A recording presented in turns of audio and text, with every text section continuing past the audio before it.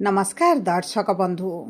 पवित्र सावित्री अमावास्यार हार्दिक अभिनंदन एवं शुभकामना जणाई आजिर कार्यक्रमटी को आरंभ करिबा।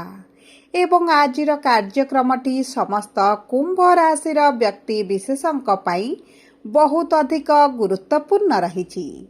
कारण एही 2026 मसीहा मे मास 16 तारिख शनिवार दिन सावित्री अमावास्या पालित हेबा पाई जाउछि एवं ग्रहंकर संयोग वशतः एही 16 तारिख दिन बुध सूर्य एकत्र आपणक राशिर केन्द्र को गोचर करी बुधादित्य राजयोग बनाइबा पाई जाउछंती एवं एही राजयोगटी आपणक जीवन रे आपणक भाग्य रे आनिबा बड़ परिवर्तन।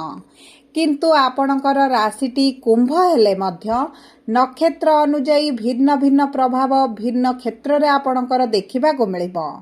देखंतु एही सावित्री अमावास्या दिन तीनोटी शुभ ग्रहंकर परिवर्तन जी आपणकर भाग्यर अधिपति लाभर अधिपति एवं धनर अधिपति अटंती आपणकर केन्द्र को बा त्रिकोणर भाव को गोचर करुथिबारु आपणकर भाग्य साथ देबा सहित अनेक दिगरु अनेक गुड़िए लाभ प्राप्ति हेबा पाई जाउछि।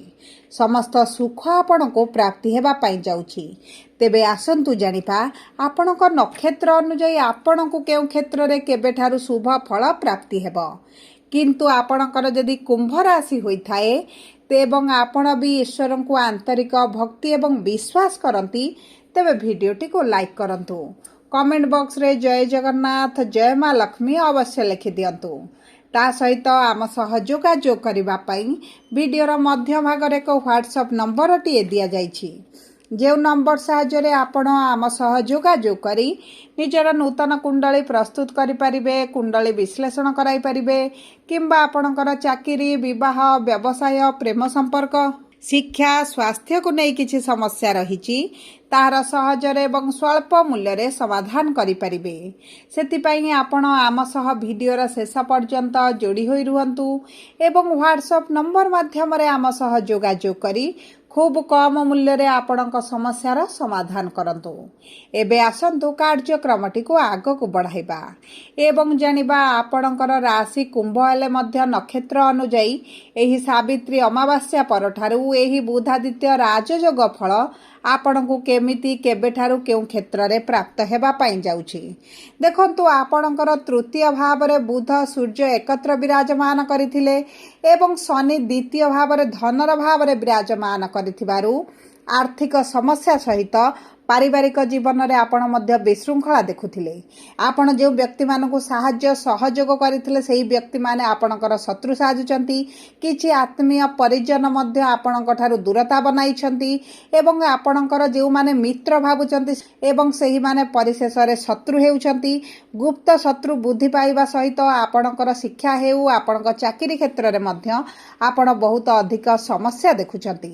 बहुत गुड़िए कुंभ राशि रा व्यक्ति विशेष माने कर्म क्षेत्र रे नियुक्ति पाई बारंबार चेष्टा करी मध्य विफलता देखुथिले एवं जो माने पूर्वरु कर्मरत अछंती तांको कर्म क्षेत्र रे समस्या बढ़ी जाईची, मानसिक दुश्चिंता बढ़ी जाईची। देखंतु एही बळी जहाँ भी नकारात्मक समस्या आपणक जीवन रे बढ़ी चलीथिला ताहा एही सावित्री अमावास्या परठारु किछि कांश रे दूर हेबा पाई जाउछि।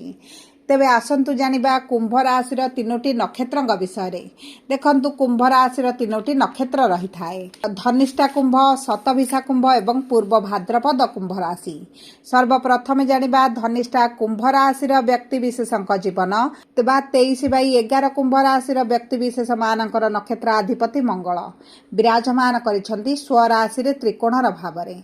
आपणकर जदि किछि जमी भूमि जान क्रय करबा पई चिंता करुथिले आपणक पई उत्तम समय रहिछि।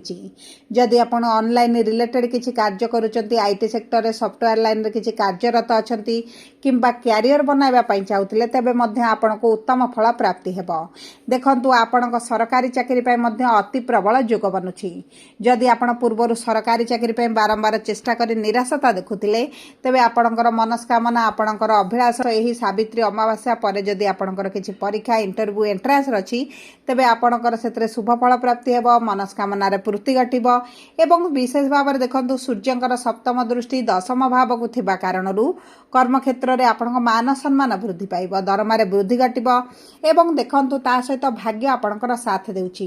शुक्र आपणकर पंचम भाव में विराजमान करी संतान सुख प्राप्ति करिबारे बहुत अधिक सहायता प्रदान करिवे। जदि पूर्वर संतान को नहीं आपणकर समस्या रहितला ताहा दूर होइजिबो। एबे आसंतु जानिबा सतविशा कुंभ राशि बा 24/11 कुंभ राशि व्यक्ति विशेष मानकर नक्षत्र अधिपति होउछन्ते राहु विराजमान करिछन्ते आपणक राशि रे बा लग्न भाव रे। राहुंकर सप्तम दृष्टि विवाह भाव को थिबा कारणरू वैवाहिक जीवन रे आपण कौनसी ना कौनसी कारण को नहीं असंतुष्ट रहुछन्ति किंतु केतु जेहेतु स्व नक्षत्र रे अछन्ति आपणकर समस्या केतेक अंश रे कमि जिवो।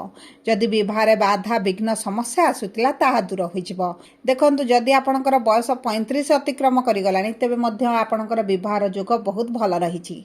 आपणकर विवाह होई पारे किंबा विवाह ठीक होई रहि पारे एवं ता सहित जो माने पार्टनरशिप रे किछि कार्य करुथिले मांदा परिस्थिति देखुचंती ठकामीर शिकार होइछंती सेमानकर पार्टनरशिप व्यवसाय रे निश्चित भाव में उन्नति आसीबो। जदि आपण पार्टनरशिप छाड़ी अन्यत्र निजरे स्वतंत्र व्यवसाय आरंभ करबा पई चाहुचंती तेबे मध्य आपणक पई शुभदायक रहिबो।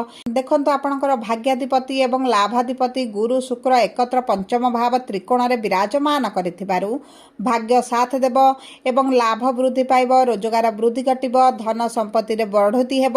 जदि आपणकर पूर्वर धार करज ऋण रहिछि ताहा मध्य सुझिबा पई आपण सक्षम हेबे।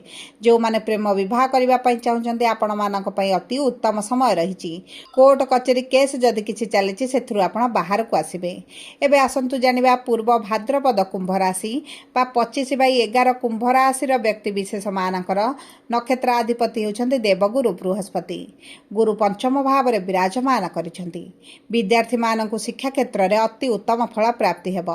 मनपसंदर कॉलेज हो मनपसंदर कोर्स मध्य आपण करि पारंती। जदि पूर्वर उच्च शिक्षा करिवार अभिलाष रहितला तेबे ताहा मध्य आपणकर पूरण होइजिबो। जदि घर ठारू दूर रे रही किछि कार्य आरंभ करिबा पई चाहुथिले शिक्षा प्राप्ति करिबा पई चाहुथिले तेबे मध्य आपणकर जे सब समस्या गुड़िक आसुथिला ताहा दूर होइजिबो। संतान प्राप्ति पई अति प्रबल योग बनुछि। जदि आपणकर संतान को नहीं आपण चिंतित रहितले तेबे मध्य आपणकर चिंता दूर होइजिबो। आपणकर ज्येष्ठ संतानक भाग्य तांका साथ देउछि। ज्येष्ठ संतानकर जदि जीवन रे किछि समस्या चलितला ताहा मध्य तांकर दूर होइजिबो। जदि आपणक जीवन साथीक जीवन रे समस्या चलिछि क्यारियर रे उत्थान पतन देखुछन्ति तेबे एही सावित्री अमावास्या परठारु तांको क्यारियर रे निश्चित भाव रे आपण परिवर्तन देखिबे। जमी भूमि जान वाहन जदि क्रय करबा पई चाहुचन्ति तेबे आपणक पई उत्तम समय रहिछि। आपणकर अर्थ सेविंग्स अवश्य कमी पारे निज पई किछिरा अर्थ खर्च करि पारंती। ता सहित आपणक सुख सुविधा भोग विलास पई मध्य आपण अर्थ खर्च करि पारंती। आपणक मां को सहित तिक्तता आसी पारे मां को सहित युक्ति तर्क भली परिस्थिति मध्य देखि पारंती। सेति प्रति आपणको दृष्टि देबा को पड़िबो। सब परे देखंतु शनिकर 7.5 जेहेतु चलेछि आपण अशुभत्व को दूर करी शुभाशुभ फल को वृद्धि करबा पई प्रत्येक दिन शनिकर बीज मंत्र 108 थर पाठ करंतु एवं संध्या समय पाठ करंतु। ता सहित हनुमान चालीसा पाठ करंतु। प्रत्येक शनिवार दिन शनि मंदिर में सोरिष तेलर दीपटे जालतु। गरीब लोक मानक कला रंगर जिनिस किछि दान करंतु। चेष्टा करंतु प्रति मंगलवार दिन हनुमान मंदिर में सिंदूर एवं चमेली तेल अर्पण करबा पई एवं जदि आपणकर आर्थिक समस्याटी बढ़ी जाइछि तेबे श्री सूक्तम पाठ करबा सहित प्रत्येक दिन अस्वस्थ वृक्ष मूल रे प्रातः समय जल अर्पण करंतु। एवं जदि आपणक पारिवारिक स्थिति खराब रहिछि तेबे आपण प्रतिदिन विष्णु सहस्र नाम पाठ करंतु। आपणको अत्यंत शुभदायक फल प्राप्त हेबो। जदि आपणकर कुंभ राशि होइताय वीडियोटी किभଳି लागिला कमेंट बॉक्स रे लिखि जणांतु।